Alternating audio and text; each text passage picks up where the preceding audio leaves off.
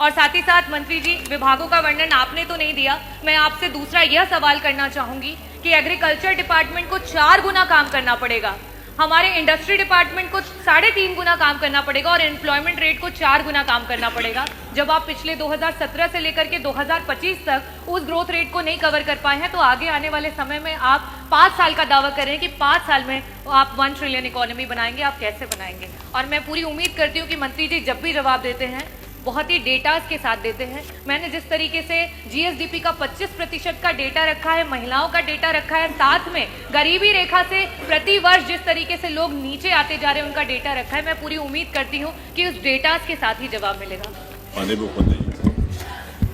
अध्यक्ष जी, माननीय सदस्य ने जो प्रश्न किया है वो बहुत महत्वपूर्ण प्रश्न है, लेकिन माननीय सदस्य स्वयं तैयार करके इस प्रश्न को लेकर के नहीं आई है।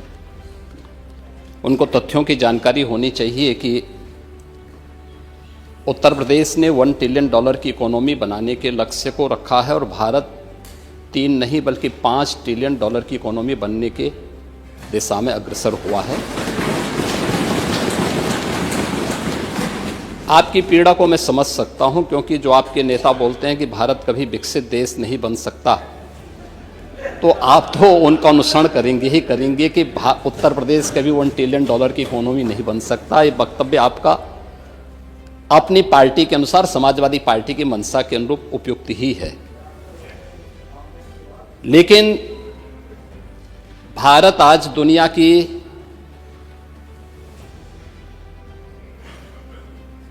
पांचवी बड़ी अर्थव्यवस्था बन चुका है और 2027 में भारत $5 ट्रिलियन की इकोनॉमी बनेगा, इसमें कोई संदेह नहीं। और दुनिया का सबसे तेजी के साथ उभरती हुई अर्थव्यवस्था के रूप में, सर्वाधिक ग्रोथ रेट के साथ भारत आज दुनिया की एक बड़ी अर्थव्यवस्था के रूप में आगे बढ़ रहा है। और मुझे लगता है कि 140 करोड़ भारतवासियों को इस पर गौरव की अनुभूति होनी चाहिए।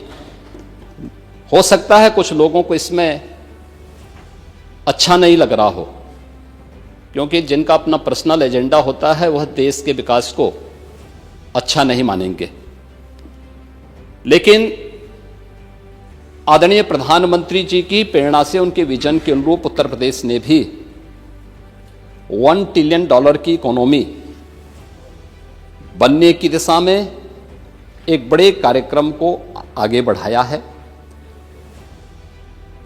हमने 2022 से इसके लिए एक व्यवस्थित कार्य योजना को आगे बढ़ाया है और उसके अनुरूप सरकार ने अपने कार्यक्रम को तेजी के साथ 10 सेक्टर में हमने इन कार्यक्रमों को आगे बढ़ाया है। और मुझे लगता है कि आपके जो उत्तर आपको यहाँ से भेजा गया होगा उसमें विस्तृत रूप से दिया गया है कि 10 सेक्टर जो बनाए गए हैं, हर सेक्टर में कोई ना कोई अपर मुख्य सचिव या प्रमुख सचिव स्तर का अधिकारी उसकी नियमित मॉनिटरिंग करता है। मासिक रूप से उस सेक्टर से जुड़े हुए किसी वरिष्ठ मंत्री के द्वारा उसकी समीक्षा की जाती है। उसके कुछ सुनिश्चित पैरामीटर और इंडिकेटर्स तय किए गए हैं उनको अचीव करने के लिए, और सीएम डैशबोर्ड के माध्यम से मासिक रूप से इसकी समीक्षा होती है। हर तीसरे महीने मैं स्वयं भी इसकी समीक्षा करता हूं और मुझे बताते हुए प्रसन्नता है कि पिछले 3 वर्ष के अंदर जो हमने टारगेट तय किए थे हमने उसको सफलतापूर्वक प्राप्त किया है। इसी का परिणाम है कि जब हमारी सरकार आई थी 12 लाख करोड़ की उत्तर प्रदेश की जो इकोनॉमी थी, इस वित्तीय वर्ष के अंत में वह 27.5 लाख करोड़ की इकोनॉमी बनकर के उभरेगी। और यह उन स्थितियों में जब हो रहा है जब पूरी दुनिया आर्थिक मंदी के दौर से, इस देश दुनिया की वैश्विक महामारी कोरोना के बाद उस दौर से गुजरी थी। मेरा यह मानना है कि जो ग्रोथ रेट उत्तर प्रदेश की है आज वह देश की सर्वाधिक अच्छी ग्रोथ रेट है।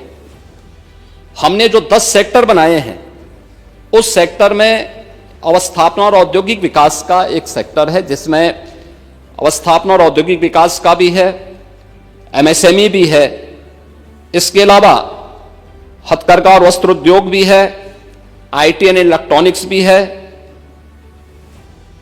सिविल एविएशन भी है, पीडब्ल्यूडी और एनआरआई से संबंधित ये सभी विभाग इस सेक्टर के अंतर्गत रखे गए हैं और जिसकी समीक्षा स्वयं यहाँ पर एपीसी के स्तर पर होती है।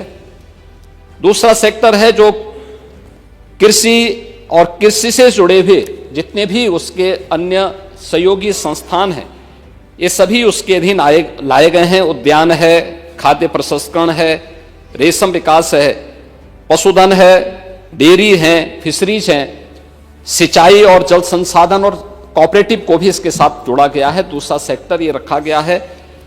तीसरा सेक्टर सामाजिक सुरक्षा से जुड़ा हुआ है, जिसमें समाज कल्याण विभाग से जुड़ा हुआ जो जितना भी सोशल सेक्टर से जुड़े हुए जितने भी विभाग हैं उन सबको इसके साथ जोड़ा गया है।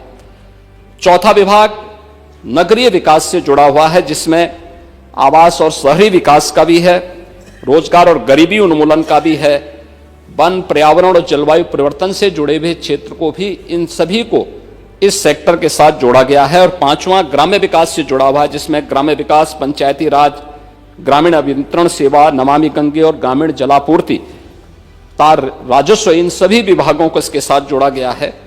पांचवां विभाग है राजस्व संग्रह से संबंधित, जिसमें राजस्व कर और निबंधन से संबंधित स्टैंप एंड रजिस्ट्रेशन का है, एक्साइज का है, परिवहन का है और भी अन्य जितने भी कर और करेत्तर राजस्व से जुड़े हुए जितने भी विभाग आते हैं सबको इसके साथ जोड़ा गया है। पांचवां शिक्षा का है, जिसमें हर प्रकार की बेसिक, माध्यमिक, उच्च, टेक्निकल और वोकेशनल एजुकेशन को इसके साथ जोड़ा गया है। स्पोर्ट्स को भी इसके साथ जोड़ा गया है।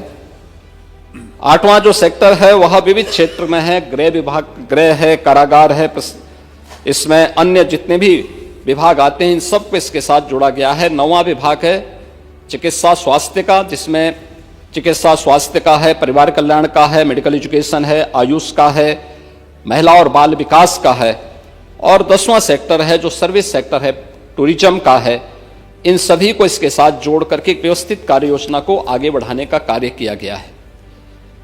हम सबको इस पर गौरव की अनुभूति करनी चाहिए कि प्रधानमंत्री मोदी जी के नेतृत्व में 10 वर्ष में इस देश ने 25 करोड़ लोगों को गरीबी रेखा से उभारने में सफलता प्राप्त की है। और पिछले 8 वर्ष में हमारी सरकार ने 6 करोड़ से अधिक लोगों को गरीबी रेखा से ऊपर उठाने में सफलता प्राप्त की है। ये चीजें दिखाती हैं कि हर एक सेक्टर में बदलाव हुआ है और उन्हीं को ध्यान में रख करके उत्तर प्रदेश की इस पोटेंशियल को आज जिसको देश और दुनिया देख रही है, महाकुंभ के इस आयोजन के साथ हम जोड़ के देख सकते हैं। अकेले महाकुंभ का एक आयोजन उत्तर प्रदेश की इकोनॉमी में 3 लाख करोड़ रुपए से अधिक की ग्रोथ करने वाला है। महिलाओं के स्वावलंबन की दिशा में जो कार्य हुए हैं, अकेले उत्तर प्रदेश पुलिस भर्ती में 20% भर्ती अनिवार्य रूप से महिलाओं की हुई है। हर एक सेक्टर में उन्हें रोजगार के अवसर प्राप्त हुए हैं। तो ये कहना कि उत्तर प्रदेश कभी इसको अचीव नहीं कर पाएगा, आपकी दुर्भावना हो सकती है, लेकिन सरकार की सद्भावना है कि उत्तर प्रदेश 5 वर्ष में इस टारगेट को अचीव करेगा।